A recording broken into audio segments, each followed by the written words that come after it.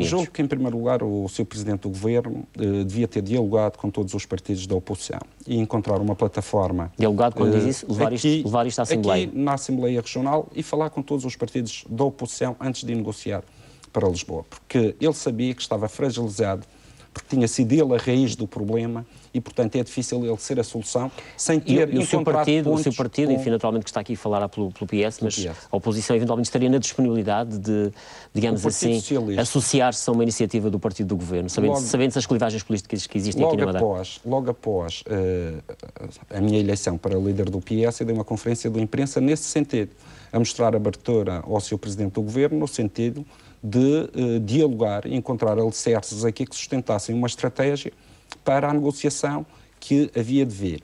O Sr. Presidente do Governo entendeu seguir outro caminho, ele próprio negociar diretamente sem falar com as diferentes forças partidárias. Se tivéssemos criado aqui um lobby regional com as diferentes forças partidárias, e isso era possível, porque estávamos todos a ver a gravidade da situação e a gravidade das medidas que vinham aí, nós poderíamos estar noutras condições, porque os partidos à escala regional iam ter capacidade de influência também junto dos seus partidos a nível nacional para encontrar um caminho que não penalizasse a economia nem os madeirenses. Não foi esse entendimento do Presidente do Governo Regional. Infelizmente, acho que agora já é tarde, porque as negociações já estão numa fase adiantada, mas julgo que ele aí também não colocou os interesses da Madeira à frente dos interesses partidários e devia ter colocado, porque a região autónoma da Madeira, pelo que são as medidas já conhecidas e a carta de intenções do Sr. Presidente do Governo, vai atravessar uma fase muito grave da sua vida económica e social. Acha que poderíamos estar à beira de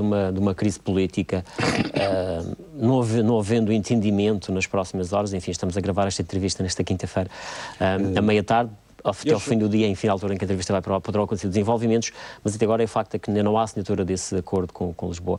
Pergunto-lhe se receia que poderemos estar perante uma situação de crise política de o Governo Regional não assinar esta carta tal como ela está, ou este plano. Bem, a carta que se conhece e as medidas que se conhece são da autoria do Sr. Presidente do Governo Regional, ele é que as apresentou aos madeirenses. Mas agora já se fala, por exemplo, da questão do IVA, na carta está a 22%, mas ao que parece é um dos temas de negociação em que o Governo Regional já propõe uma fase, um crescimento faseado. Sim, julgo que em relação a essa questão, também o Partido Socialista apresentou um plano com futuro, em termos, que permitia ter futuro para a região autónoma da Madeira, em termos desta política de ajustamento, e tinha essas medidas. Aliás, eu noto que, a partir do momento em que o PS apresentou a sua proposta para o plano de ajustamento, as medidas do Partido Socialista passaram a ser as medidas do Governo Regional e vejo isso com bons olhos. Aliás, a carta subscrita pelos deputados à Assembleia da República, o que eu vi nessa carta, e que falei na altura com o nosso deputado na Assembleia da República,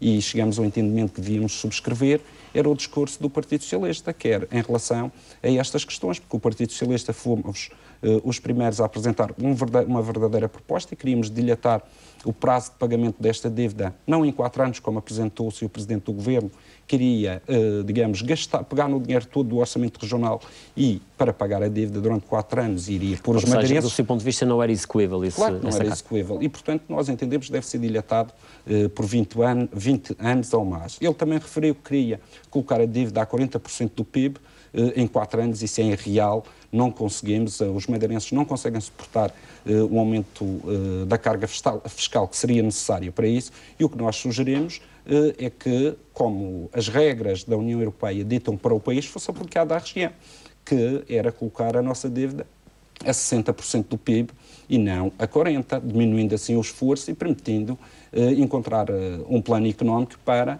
a economia poder respirar e para que os madeirenses não entrassem numa situação de caos social completo. Esta situação pode hipotecar o futuro da Madeira? Porque há quem coloque várias questões aqui, ou seja, vamos ter nos próximos tempos menos investimento público e os privados, eventualmente até com taxas de IVA de 22%, também não terão assim grande margem para se sentirem incentivados a investir. Eu julgo que, em primeiro lugar, para as pessoas, há aqui a questão do poder de compra, com este aumento de impostos e com todas as medidas conhecidas, julgo que as pessoas vão ter uma perda de cerca de 30% do vencimento. E isto arrasta-nos todos para uma situação social gritante. Aliás, vejo que a expressão que normalmente se utiliza, plano de ajustamento, ajustamento é um eufemismo para uma suavização da palavra, para não dizer que é um plano de cortes. Cortes no governo, cortes naquilo que são as receitas e nos recursos que as pessoas têm. E, portanto, isto, em relação às pessoas, tem este impacto. Naturalmente, que em relação à economia, e quando o poder de compra das pessoas baixa, terá um efeito nefasto no comércio. Ou seja, antevê um grande crescimento do desemprego, por exemplo. Naturalmente. E já estamos acima dos 19 mil. Nós já estamos acima dos 19 mil, e, aliás, também gostaria de referir que o Governo Regional, durante muitos anos, foi um promotor de emprego, tem mais de 27 mil funcionários públicos. Hoje é o grande promotor do desemprego, porque durante estes anos em que não pagou aos empresários, já lançou no desemprego perto de 20 mil pessoas, e ainda aqui vamos, porque de certeza que já há estudos, mas qualquer pessoa, olhando para esta situação, percebe que em pouco tempo a região autónoma da Madeira vai ter um crescimento abrupto do número de desempregados. Relativamente à questão do desemprego e a questão, enfim, que também está prevista neste plano de ajustamento, que é a redução do número de funcionários públicos. Há uma meta ali dos 2%. Qual é a sua posição, qual é a posição do Partido Socialista sobre esta matéria? A posição do Partido Acha Socialista... que o Governo Regional deve cumprir isso, naturalmente, mas passando provocando desemprego também na função pública? Eu julgo que não. Eu julgo que o Governo Regional não devia subscrever uma carta com essa meta. O que deveria fazer era, pelo menos, adotar uma política de não contratação de novas pessoas e utilizar aqueles que naturalmente vão saindo da administração pública para a aposentação, diminuindo o peso da administração pública. Mas, de certa forma, é isso que o Governo tem dito, que basta, por exemplo, as aposentações para cumprir a tal meta. Só que essa meta parece-me que é um bocado irreal por aquilo que são os números conhecidos. E eu julgo que o Sr. Presidente do Governo deixou um bocado também a ideia que era quase os 2%, mas não chegava. Mas estamos a falar de 2% ao ano. 2% no ano, mais 2% no outro, mais 2% no outro, mais 2% no outro, e, portanto, vamos somando. E é uma situação muito complicada, e não sabemos também o prazo deste programa de ajustamento, por quantos anos é que isto irá durar. Porque, mesmo para as empresas, e voltando um pouco atrás na questão económica, olhar para o futuro sem ter um prazo em relação a determinadas medidas é muito difícil de poder fazer planeamento e investimento. E, portanto, é necessário que exista aqui um teto, quer para as pessoas saberem durante quanto tempo irão suportar estes sacrifícios. Isso também tem, se for durante pouco tempo, toda a gente está disponível para fazer alguns sacrifícios, pensando no dia da manhã que irá ter um futuro diferente e poderá mudar de vida e a região mudar de vida. Outra coisa é colocar isto numa situação em que não sabemos qual é o prazo em que isto irá terminar. Outras duas questões que estão aqui, enfim, a economia e também estão a vida das pessoas. Praticamente interligadas, têm a ver com a Lei de Meios e também com a Lei de Finanças Regionais. Relativamente à Lei de Meios, acha que é um documento que deve ser revisto? A Lei de Meios foi um documento consensual entre o Governo da República e o Governo Regional, segundo a Carta de Intenções do Presidente do Governo, que é o único plano que nós conhecemos da parte do Governo. O que pretendem é reduzir, digamos, a execução das obras, ou dilatar o prazo da execução das obras e acaba diminuindo no tempo o envelope financeiro que vem para a região autónoma da Madeira. Eu entendo que a Lei de Meios foi feita para acudir a região autónoma da Madeira num desastre e, como tal, não deve ser mexida. Naturalmente que discordo da utilização abusiva do dinheiro da Lei de Meios noutro tipo de infraestruturas que não seja para salvaguardar as famílias. Por exemplo, mas há situações... o caso da Marina do Lugar de Baixo, em que se utiliza 20 milhões de euros... Ou seja, não convence o argumento do Governo de que aquele dinheiro... Não convence naturalmente, não convence o argumento do Governo, nem em relação a mim, nem a nenhum madeirense, porque verbas que são avultadas, quando existir pessoas que perderam casas, empresas que perderam tudo, que é necessário recomeçar, que é necessário alojar pessoas noutras zonas, fora das zonas de risco, que é necessário retirar pessoas dessas zonas de risco, porque o que aconteceu em 2010 pode voltar a repetir-se. E ver o dinheiro ser desviado para a Marina do Lugar de Baixo, quando a Marina do Lugar de Baixo, naquele dia 10 de fevereiro de 2010 não foi, ou melhor, 20 de fevereiro de 2010 não foi afetado, quer dizer, isto é um crime que lesa os interesses dos madeirenses. e eu julgo que atirar este dinheiro ao mar numa fase em que se está a negociar com o Governo da República medidas de austeridade, eu julgo que nenhum madeirense compreende este tipo de atitude. A nossa entrevista está quase no fim, mas gostava de abordar ainda questões ligadas também à Assembleia, nomeadamente a questão do tão falado do jackpot e o dinheiro que... Exatamente, aos partidos. Os partidos da oposição, enfim, quase todos não concordam, inclusivamente o CDS já escreveu ao Presidente da Assembleia para saber até que ponto como é que pode devolver, por exemplo, 30% das verbas a que tem direito. No caso do PS, qual vai ser a sua posição enquanto líder partidário? A nossa posição foi sempre esta, que deveria existir uma diminuição da verba afeta aos partidos e essa diminuição igual para todas as forças políticas. Foi esta a nossa posição. Vamos ver como é que esta situação vai evoluindo. Espero que, da parte destas negociações, o Governo da República também coloque aí um travão, mas também queria chamar a atenção que há aqui partidos que são extremamente beneficiados. O PSD é claramente beneficiado neste, porque além das verbas que tem... Supostamente são todos beneficiados pelos mas montantes. Para além das verbas que tem, dos montantes, tem outra coisa que é um benefício claro ao PSD, porque o Jornal da Madeira é financiado e com um objetivo político. Não é com um objetivo de informação. E, portanto, está a ser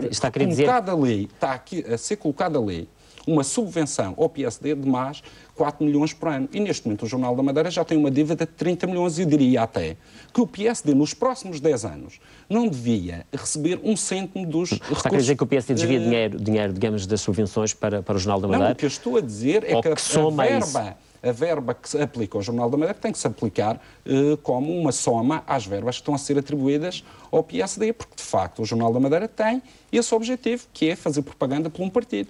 Não conheço mais nenhum partido que o tenha e que a região disponibilize recursos públicos para o fazer. Não há mais nenhum partido, é o PSD, e utiliza o Jornal da Madeira dessa forma. Portanto, vai esperar para ver, não vai fazer como o CDS fez, acho que já escreveu a saber até que ponto é que pode, enfim, devolver, digamos assim, 30% das verbas. O que irei fazer, vamos ver como é que evolui esta situação e, naturalmente, que se esta situação não evoluir, o Partido Socialista vai refletir em relação a pegar numa parte da subvenção e ajudar quem precisa, não é devolver à Assembleia, porque devolver à Assembleia... Ou seja, fazer iniciativas como a do PND, por exemplo, que entregou dinheiro aos contribuintes. Eu não vou atrás das lógicas de levar a comunicação social e fazer solidariedade à vista de toda a gente.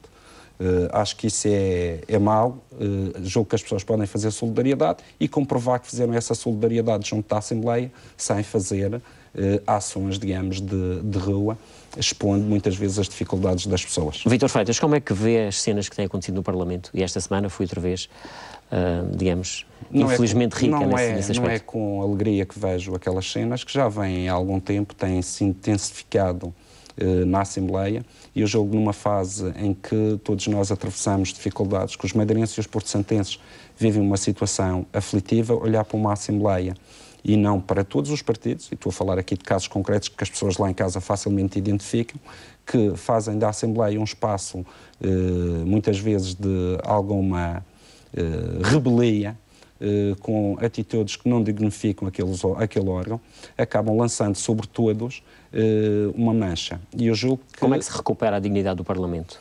A responsabilidade é de todos ou atribui responsabilidades a algum partido em particular? Responsabilidades graduais, mas a Assembleia tem um problema chamado líder parlamentar do PSD, ao longo dos anos, que cria aquela Assembleia daquela forma. Acha que ele é o grande responsável de tudo que faz? Ele é responsável, e é responsável o Presidente do Governo Regional, que sempre quis que a Assembleia Regional fosse desacreditada para que os madeirenses olhassem para o Governo como um alicerce para a região e com uma boa imagem, mas não passou de estratégia política de criar confusão na Assembleia Regional e da parte do Governo aparecer com a cara limpa junto do eleitorado e dos madeirenses. Uma questão, o Partido Socialista tem no próximo fim de semana jornadas parlamentares, no fundo, enfim, vão definir quase que a estratégia que vão adotar nos próximos tempos em termos de luta política aqui na região.